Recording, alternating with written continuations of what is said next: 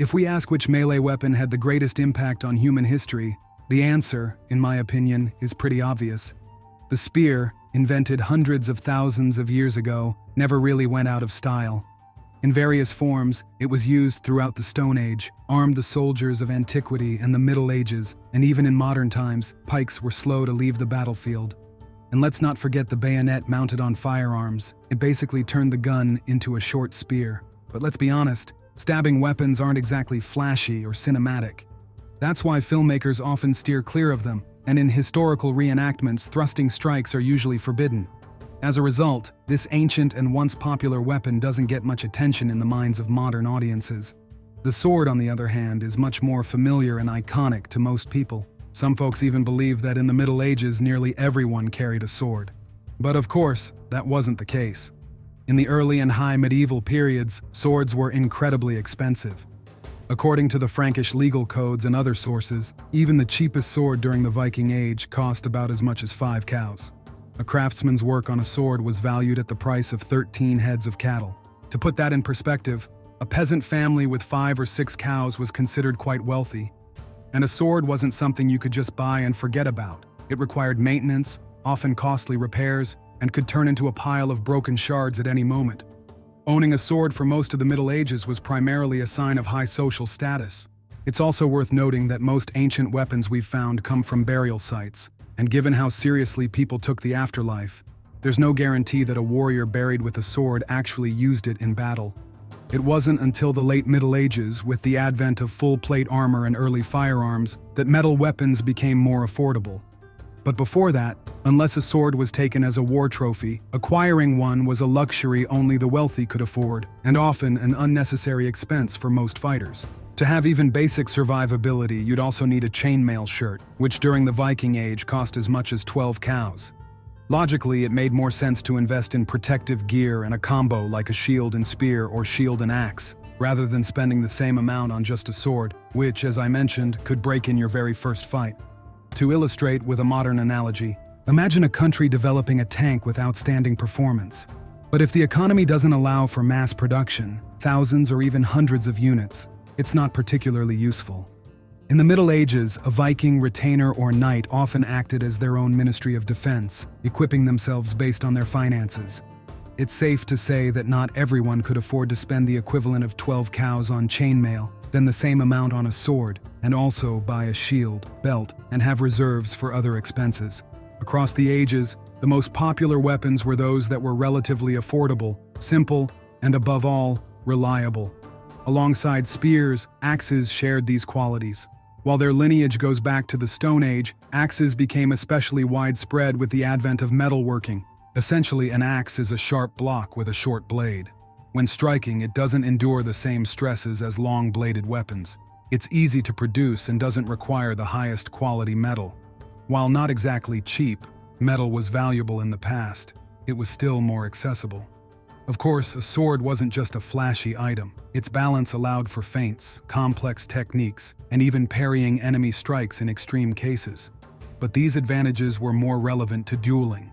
In mass combat, whether a chaotic brawl or formation-on-formation battle, things often boiled down to quick, simple strikes and blocking enemy blows with a shield. Here, an axe didn't lag far behind bladed weapons. Moreover, using it for practical tasks likely started in childhood, so, as modern boxers might say, most people had their technique honed early on. But what exactly was a battle axe?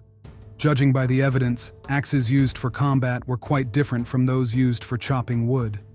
If you believe video games and movies, a battle axe is a massive and fearsome weapon. But archaeological findings might disappoint you. The late Anatoly Kirpichnikov concluded that battle axes had distinct dimensions and weight, significantly smaller and lighter than their utilitarian counterparts. After analyzing more than 1,000 axes from burials of warriors and craftsmen, he found that the blades of battle axes ranged from 9 to 15 centimeters in length, with widths of 10 to 12 centimeters.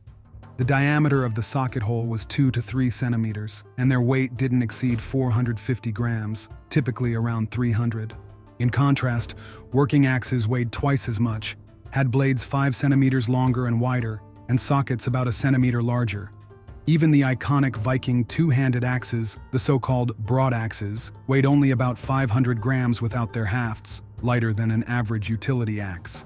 Still, even battle axes likely weren't exclusively weapons. If you think about it, battle axes were kind of like what we'd call multifunctional camping gear today. On a military campaign, they could be used like a machete to clear paths through overgrowth. You could chop wood, cut down trees for a makeshift bridge, or patch up a boat or wagon, a truly versatile tool. Their smaller size was also deliberate. The first reason? Real combat is nothing like a video game. In a fight, speed is everything. If you take a hit from even a relatively light axe, you're not just losing a few hit points. You get a wound that, even if not fatal, will seriously mess up your ability to keep fighting. Swords tend to be more effective against lightly armored opponents since the blade's length allows for deep cuts. Axes, on the other hand, make shorter wounds but perform slightly better against armor. That said, neither fares well against full-plate armor. Of course, full plate didn't appear until the late Middle Ages. Around the same time, swords evolved toward thrusting attacks, and axes started featuring spikes on the back. As I mentioned in another video, doubling a weapon's speed increases its energy fourfold, while doubling its weight only doubles the energy. So, if a lightweight axe feels underwhelming, remember this. With a sword weighing about 1.2 kilograms, nearly half of that is in the hilt. For every 10 centimeters of blade, there's only about 80 grams of mass. Now that doesn't mean a sword works like an 80-gram axe, but there's some logic to it. Axes were especially popular in Europe up until the 11th or 12th centuries, when infantry played a significant role in battles. Carrying an axe on top of all your other gear, chainmail, shield, spear, and sometimes even a sword, probably didn't seem worth it for many soldiers. Sometimes axes found by archaeologists have small holes, likely used to attach a sheath or secure the weapon during transport. A small, rounded hole near the butt of the axe suggests a relatively thin haft compared to utility axes. This was probably because a thinner handle is easier to grip fully with one hand. It's like those spinning bar challenges. You can't hang on as long, not just because it spins, but also because the thick bar prevents a solid grip. As cavalry became more dominant in the High Middle Ages, axes lost some of their appeal. They were effective against infantry, but not so much against mounted knights. Still, improvements in armor brought axes back into some favor among cavalry. Meanwhile, infantry shifted toward polearms that combined features of different weapons. Unlike utility axes, battle axes often had decorative engravings or ornamentation. Functional tools didn't get that kind of treatment, but even when talking about battle axes, it's worth noting they remained multi-purpose tools, not just instruments of war. A great example is Types 3 and 4 from Kirpichnikov's classification. These axes had elongated projections at the back that increased the contact area with the handle, making them less likely to break or loosen when removing a stuck blade. However, alongside these tactical axes, there were also weapons designed solely for combat. One example is the Chekhan, a small axe with a narrow blade and a hammerhead on the back, likely used for delivering skull-cracking blows. Not very useful for chopping wood, but effective in battle. This type of axe was used by Scythians, Sarmatians, and Khazars.